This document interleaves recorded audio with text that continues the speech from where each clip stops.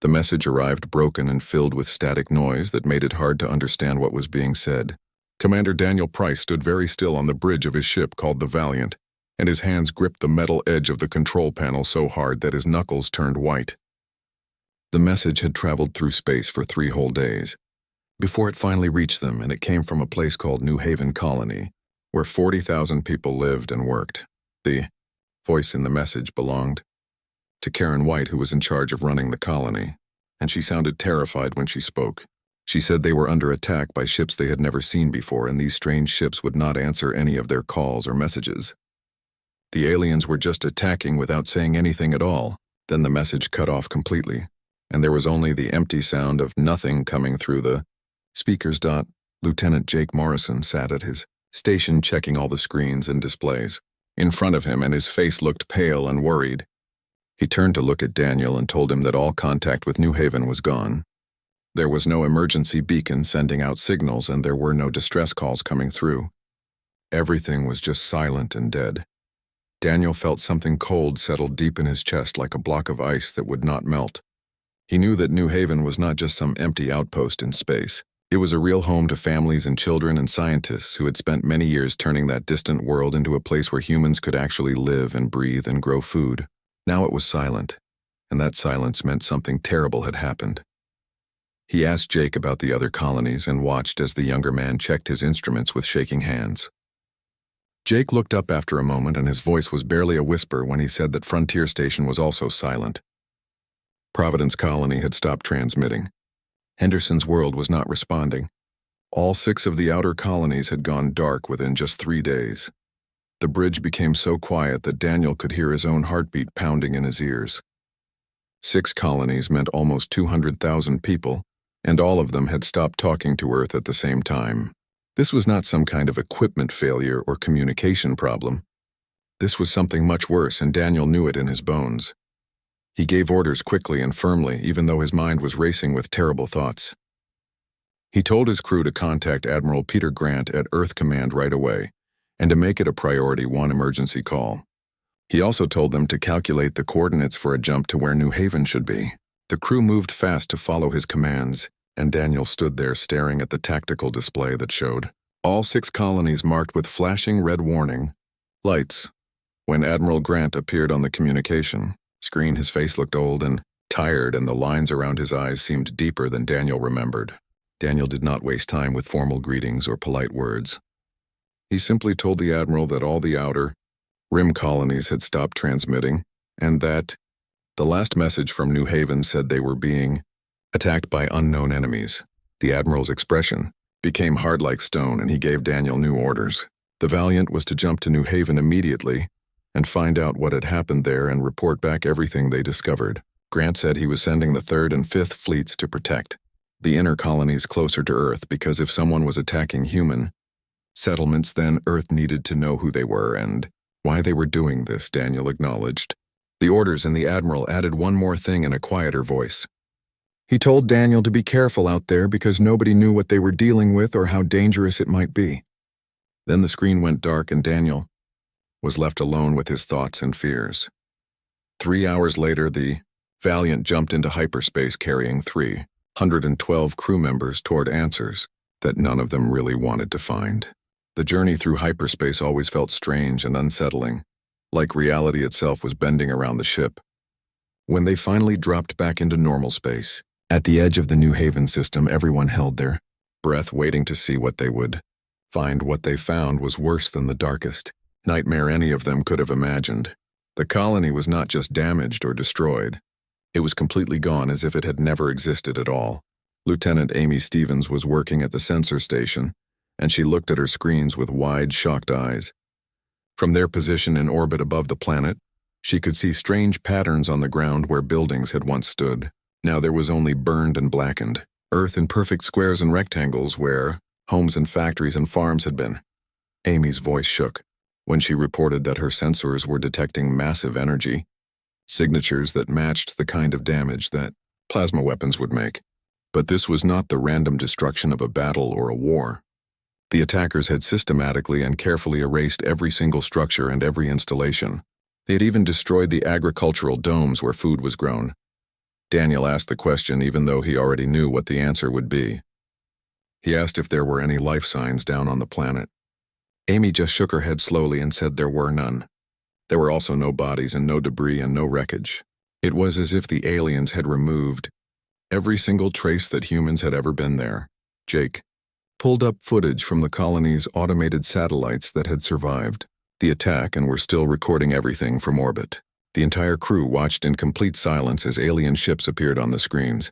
The ships were beautiful in a cold and terrible way. They looked like they were made of crystal that absorbed light instead of reflecting it. They moved with disturbing precision, arranging themselves in a perfect grid pattern above the colony. Then the bombardment started, and it was nothing like the chaotic violence of warfare that humans understood. This was cold and calculated and methodical. Beams of purple energy lanced down from the alien ships and vaporized structures one by one in an orderly pattern. The colonists tried to run and escape in their transport ships, but the alien vessels simply expanded their firing pattern to catch the refugees as they fled. Nobody survived and nobody escaped. It took the aliens exactly 6 hours to erase 40,000 lives from existence.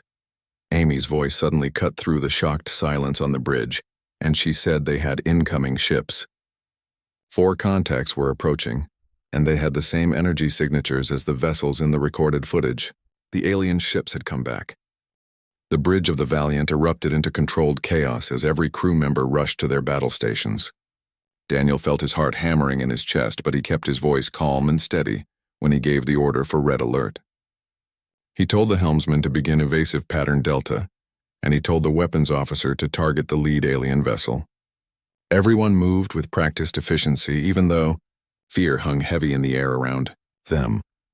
The 4 crystalline ships came out from behind New Haven's moon, and their hulls gleamed with a strange inner light that seemed unnatural and wrong. They moved in perfect formation, and there was no communication between them that any of Earth's sensors could pick up. They just flew together like parts of a single machine moving with one mind.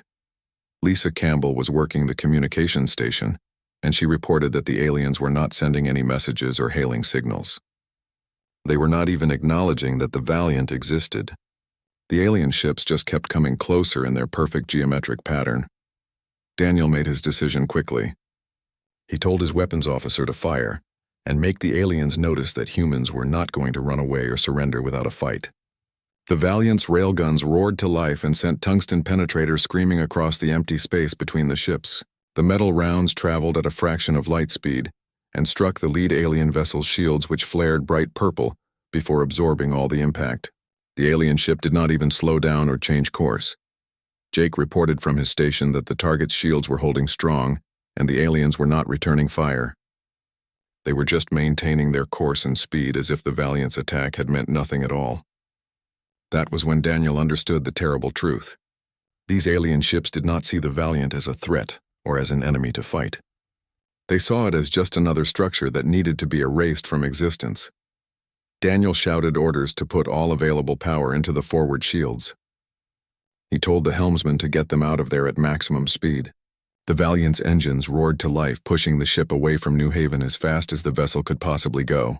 The 4 crystalline ships followed behind them, maintaining their perfect formation and still not firing any weapons. Amy called out from her sensor station with alarm in her voice. She said the aliens were matching their speed exactly. They were herding the Valiant like farmers herding cattle. Daniel understood immediately what was happening. The aliens were pushing them away from the colony and away from the evidence of what they had done. They wanted Earth to know what happened at New Haven, but they did not want anyone documenting their methods or studying their technology. He gave the order to prepare for an emergency jump back to Earth space. They needed to get all this information and data back to Earth Command so humanity would know what kind of enemy they were facing. But as the Valiant's jump drive started spinning up and building power for the hyperspace transition, something went wrong. A beam of purple energy lanced out from one of the alien ships, but it did not hit the Valiant directly. Instead, it hit the space around the ship, and the forming hyperspace corridor collapsed before it could fully open. Jake shouted that the aliens were jamming their jump drive somehow. They were trapped in normal space with no way to escape. Daniel made a split-second decision that might save Earth, even if it could not save his ship. He ordered the crew to launch every single data drone they had on board. All 20 of the small automated probes shot out from the Valiant's hull and scattered in different directions across the star system. Each drone carried a complete copy of everything they had witnessed and recorded. One of them had to make it back to Earth no matter what happened to the Valiant. The alien ships ignored the fleeing drones completely. They were still focused entirely on the Valiant itself. Amy called out another warning, saying that the crystalline vessels were powering up their weapons now. Daniel told the helmsman to continue evasive maneuvers, and he told his weapons officer that they had permission to fire everything they had. If the Valiant was going to die here, then they would take at least one alien ship down with them. The next 3 hours became a desperate running battle through the New Haven system. The Valiant twisted and turned and rolled through space using asteroids for cover and hiding in the planet's rings. The alien ships followed with mechanical patience, never hurrying and never stopping. Their purple beams sliced through space, cutting apart asteroids and turning ring debris into glowing vapor. Lieutenant Chris Parker was manning the weapons station, and he managed to get a lucky shot with one of their experimental plasma torpedoes. The weapon slipped through a gap in the alien shields and struck the crystalline hull directly. The entire alien ship shuddered, and cracks spread across its surface like a spiderweb spreading outward from the impact point. For the first time since the battle began, the aliens showed something other than cold mechanical precision. They showed anger that was clear and unmistakable. All 4 ships opened fire at the same time, concentrating their beams on the Valiant from multiple angles. The human ship's shields collapsed in just seconds. Hull breaches erupted across 3 different decks, and atmosphere began venting into space. Alarms were screaming and people were dying, but Daniel still had one final duty to perform. He activated the ship's emergency recorder, knowing that it was designed to survive, even if the Valiant was destroyed. He spoke clearly into the microphone, saying this was Commander Daniel Price of the Earth Defense Ship Valiant. He said they had engaged 4 hostile vessels at New Haven, and the aliens had wiped out the entire colony. Every man and woman and child was gone. This was not a raid or a battle. This was extermination. The aliens wanted humanity gone, and they wanted all of them dead. He told the recorder to tell Earth to prepare and tell them to fight and tell them that humans would never surrender. The bridge exploded in purple light before he could finish his final words. The Valiant broke apart and scattered into debris that would orbit New Haven, forever as a monument to humanity's first encounter with an enemy that wanted them extinct. 70 light years away, one of the Valiant's data drones tumbled out of hyperspace near Mars. Its automated systems immediately began screaming priority alerts to every receiver and station in the solar system. Admiral Peter Grant watched the footage 3 times before he could make himself believe what he was seeing. Then he reached for the direct line to the president and said just 4 words that would change everything. He said they were at war. 3 months had passed since the Battle of Kepler, where humanity destroyed the alien staging area, and humanity had learned a painful lesson. Destroying one factory meant nothing when the enemy had dozens more scattered across the galaxy. The attacks kept coming in small strikes that were precise and deadly. Human outposts would suddenly go silent without warning. Research stations would stop sending signals. Mining operations would vanish as if they had never existed. The crystalline ships would arrive and erase every sign of human presence, and then disappear before any defense forces could arrive to help. Earth Command changed how they organized their military strategy. Instead of building large fleets that took a long time to move and assemble, they created rapid response teams. These were smaller and faster ships that could jump to an emergency location at a moment's notice.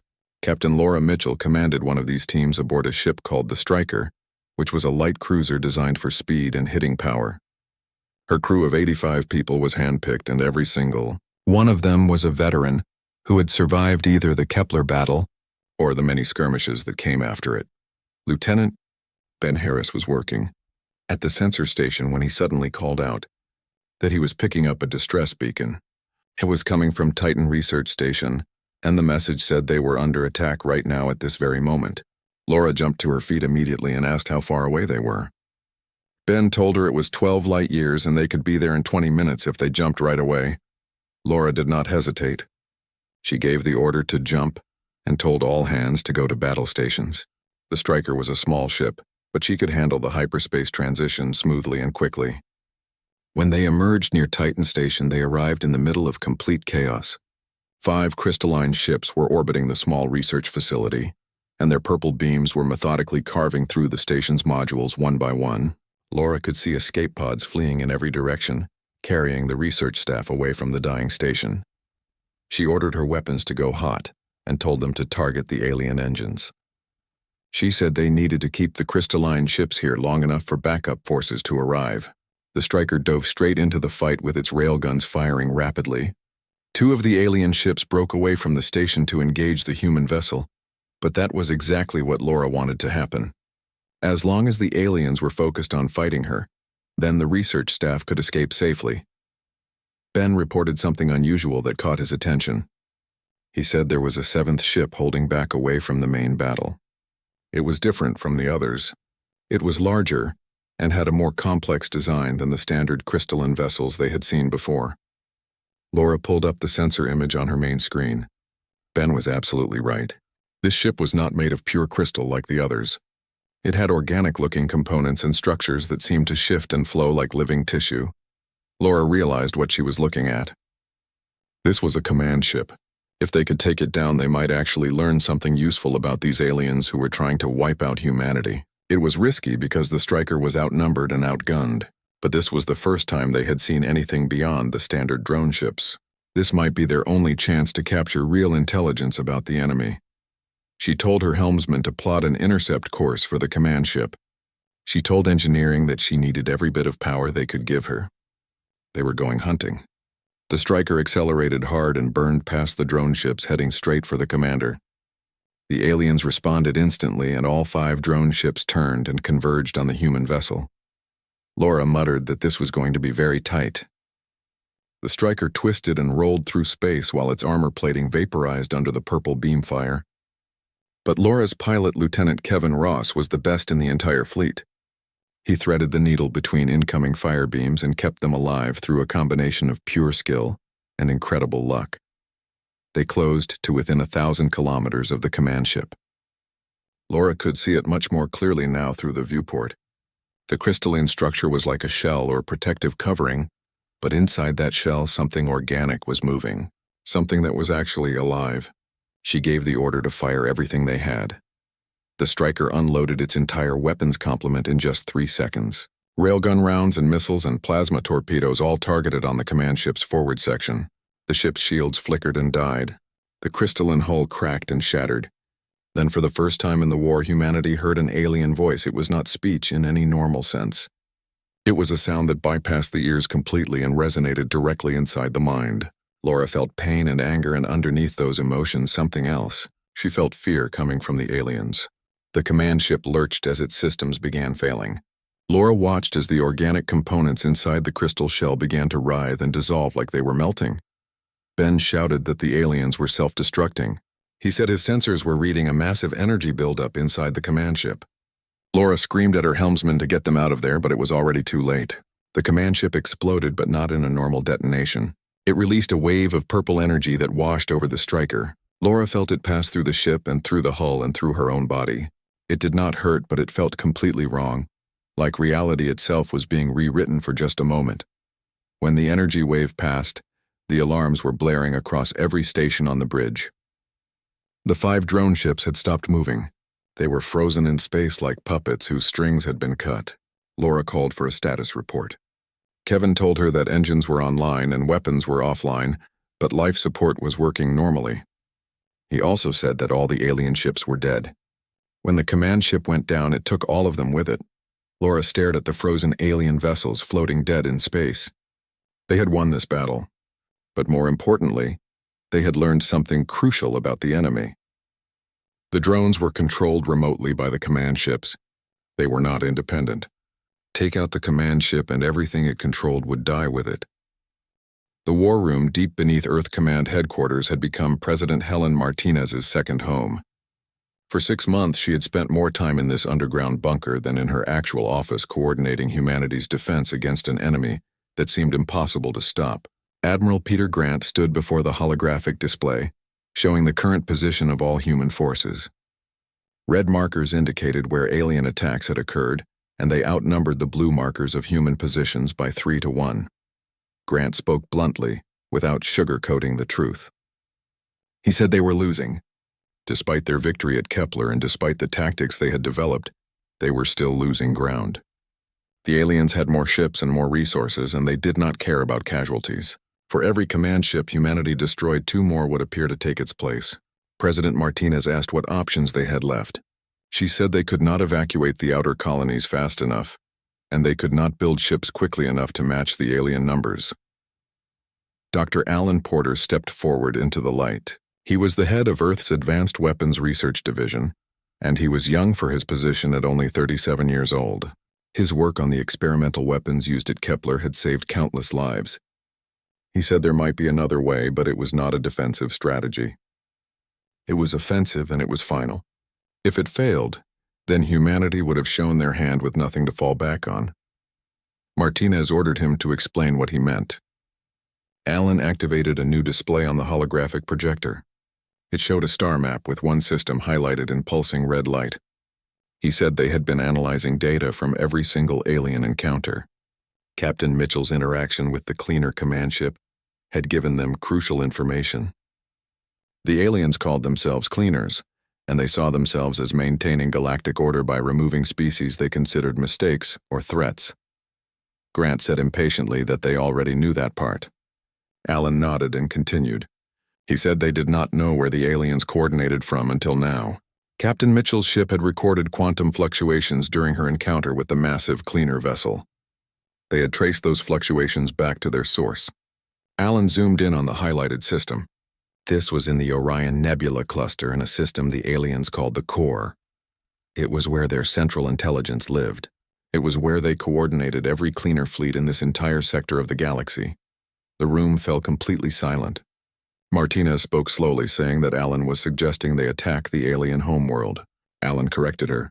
He said not just attack, but destroy it completely. They had developed a weapon based on the feedback loop they observed when command ships self-destructed. If they could deliver a quantum resonance device to the core, they could trigger a chain reaction that would destroy the central intelligence and every ship it controlled within 100 light years. Grant leaned forward and asked what kind of weapon they were talking about. Alan said they were calling it Project Silence. It was essentially a bomb that did not create an explosion in conventional terms. Instead, it disrupted the quantum entanglement that the cleaners used to communicate and control their vessels. Sever the central intelligence and the entire network would collapse. Martinez asked how big this bomb was. Alan said the device itself was only 3 meters across. The challenge was not building it. The challenge was delivering it. The core was deep in cleaner space, protected by hundreds of their ships. They would have to fight through an armada just to get close enough to deploy the weapon. Grant said then they would bring an armada of their own. Captain Laura Mitchell spoke for the first time. She had been standing quietly in the corner, but now she stepped forward. Her uniform still showed scorch marks from her last engagement with the aliens. She said no. An armada would be detected light years away. The cleaners would know they were coming and would fortify their position. They needed a small team with fast ships using a stealth approach. Grant said flatly that it was a suicide mission. Laura admitted that maybe it was, but it was the only way this plan would work. They needed to slip in quietly and deliver the weapon and slip out before the aliens even knew they were there. If they did it right, the cleaners would not realize what was happening until it was too late. Martinez looked at each person in the room carefully. She asked how many ships they would need for this mission. Alan said 5 ships total. 1 to carry the weapon and 4 escorts. All of them would be equipped with humanity's best stealth technology. All of them would be crewed by volunteers who understood the risks. Martinez asked what their odds of success were. The room went quiet again. Finally, Alan spoke and his voice was honest. He said their odds were about 30%. But if they did nothing and kept fighting defensively, their odds of survival dropped to 0 within 2 years. The cleaners would wear humanity down through constant attacks and attrition. This was the only way to win the war rather than just delay their extinction. Martinez closed her eyes for a long moment. 30% odds meant she was sending people to their deaths on a gamble, but Alan was right. Doing nothing was just choosing slow death instead of quick death. She opened her eyes and said the mission was approved. She told Laura to assemble her team and said they had 1 month to prepare. She finished by saying, "May God go with them." The next 4 weeks were a blur of constant activity. Laura handpicked her crew from volunteers across every branch of Earth's military. Everyone knew the odds. Everyone knew this was probably a one-way trip. But they volunteered anyway because someone had to try. The Striker would carry the weapon. 4 other ships were chosen and named the Arrow and the Phantom and the Ghost and the Whisper. All were light cruisers modified for maximum stealth and speed. Each carried a crew of just 20 people, 100 souls betting everything on a 30% chance. Dr. Alan Porter personally oversaw the installation of Project Silence aboard the Striker. The device looked almost boring, like a large silver sphere covered in glowing circuits. But contained within that sphere was enough quantum disruption energy to tear apart the entire cleaner network across dozens of star systems. Alan stood with Laura in the cargo bay looking at the weapon. He said this was it. All of humanity's hopes were packed into 3 meters of advanced physics. Laura asked if he thought humans were actually a mistake like the cleaners claimed. Alan was quiet for a moment. He said humans were violent and destructive and had made terrible mistakes. But they were also capable of incredible beauty. They created art and wrote music and loved each other and sacrificed for each other. If the cleaners could not see that, then maybe they were the ones who were broken. The journey to the core took 17 days of careful jumps through hyperspace, and with each jump the small fleet had to stay ahead of cleaner patrols. Laura's 5 ships moved through space like ghosts with their stealth systems working constantly to keep them hidden from alien sensors. But with each jump closer to their target, the tension grew heavier. They were going deeper into alien territory than any human had ever gone before. Every sensor contact made hearts race. Every course correction had to be calculated perfectly or they would be discovered. Ben reported on day 17 that they were 12 hours from the core. He told Laura that she needed to see what his sensors were showing. Laura moved to the sensor station, and what she saw there made her breath catch in her throat. The core was not just a planet or a space station. It was something that defied any description. Massive crystalline structures orbited a binary star system, and they were connected by bridges of pure energy. Ships moved between the structures in perfect geometric patterns. There were thousands of ships. Nicole spoke quietly, saying this was not a military base. This was their civilization. They were about to destroy the alien home. Laura felt the terrible weight of that realization settle on her shoulders. Humans had been fighting for survival, but the cleaners had been doing the same thing in their own way. This was not just war anymore. This was genocide on both sides. Lieutenant Sam Cooper, who worked communications, said they had an incoming transmission. It was audio only, and it was in English. Laura told him to put it through to the bridge speakers. The voice that came through was the same one Laura had heard during her encounter with the massive cleaner ship months ago. It spoke directly into her mind. The voice said Captain Laura Mitchell of the Earth vessel Striker had come to the core with a weapon. It said they had known since her first jump into their space. They had allowed her to come. Laura felt her blood run cold. She asked if the aliens had let them through all this way. The voice continued. It said humans fought well for small ones, but they fought without understanding. Human species spread across worlds, taking resources and changing environments and destroying established patterns. Humans were infection. Cleaners were treatment. This was function and purpose. Laura said they were killing humans. They were erasing entire colonies. She asked how that was maintaining order. That was just murder. The voice replied that murder was emotional. Cleaners were not emotional. They calculated and preserved. Younger species had to be guided and controlled. They had to be removed if they threatened the pattern. Human species threatened the pattern. Laura said it was because humans would not submit, because humans refused to let the cleaners decide whether they deserved to exist. The voice agreed and said yes. This was why they allowed Laura to come, to show her, to make her understand. She could not win. She brought a weapon to destroy the core, but the core was not here. The core was everywhere. It was in every ship. It was in the structure itself. It was in the pattern. If she destroyed these crystals, more would grow. She could not kill a pattern. Laura looked at Dr. Alan Porter, who had insisted on coming along for the mission. He was working frantically at a console analyzing sensor readings. He looked up and shook his head. The alien was telling the truth. The quantum signatures they had been tracking were not coming from any single point. They were distributed across the entire construct.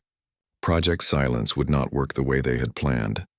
Laura asked why the aliens had let them come all this way if they could not win. Why not just destroy them? The voice said it was to teach and to show. Humans fought well. They survived better than the cleaners had calculated. But humans could not win. The choice was now theirs. Return to Earth, tell their kind. Submit to the pattern. Accept guidance. The cleaners would allow human species to exist in controlled worlds with limited expansion and monitored growth. Or refuse, continue fighting, be removed completely. This was mercy. This was the only mercy they would offer. The communication channel went silent. Laura looked around her bridge. Every face showed the same mixture of anger and despair. They had come so far. They had risked everything. And it was all for nothing. Alan spoke up, saying he had an idea. It was insane, but it might work. Laura told him she was listening. Alan said the alien was right. The core was not a single intelligence. It was distributed. But that was also a weakness. If the pattern was everything, then disrupting the pattern would disrupt them. Project Silence would not destroy the core, but it might corrupt it. They could introduce chaos into the aliens' perfect order. Laura asked what good that would do them. Alan said it would do everything. The cleaners existed to maintain pattern and order, but humans thrived in chaos. They evolved in it. They were built for it. If they could corrupt the cleaner network and make it unstable, the aliens would be trying to fix it while humans adapted to the new situation. It would not destroy the cleaners, but it would give humanity a fighting chance. Laura thought fast. It was not the clean victory they had hoped for. But maybe survival was enough. She asked how long it would take to modify the weapon. Alan said 2 hours. Laura gave the order. She told all ships to prepare for combat. When they deployed this weapon, every cleaner ship in this system would converge on their position. They needed to hold them off long enough for the device to activate. Over the next 2 hours, while Alan and his team reprogrammed Project Silence, Laura prepared her small fleet for the fight of their lives. 5 ships against thousands. It was impossible odds. But humans had a way of making impossible look merely difficult. Alan finally announced the weapon was ready. He said he was setting it to deploy on a dead man trigger. If the striker was destroyed before he could manually activate it, then the weapon would automatically detonate. Laura understood. She opened a channel to all ships. She told them this was it. She told them to remember why they were here. Remember the colonies the aliens destroyed. Remember the Valiant. Remember that they were human and humans did not quit. She told them to show the cleaners what chaos looked like. The 5 ships dropped their stealth systems and burned at full speed toward the heart of the core construct. Immediately alarms blared as cleaner ships began converging from every direction. Ben called out that he counted over 300 vessels inbound. Laura told Kevin to begin evasive pattern and told all weapons to fire at will. The striker led the charge with its 4 escorts, forming a defensive formation around it.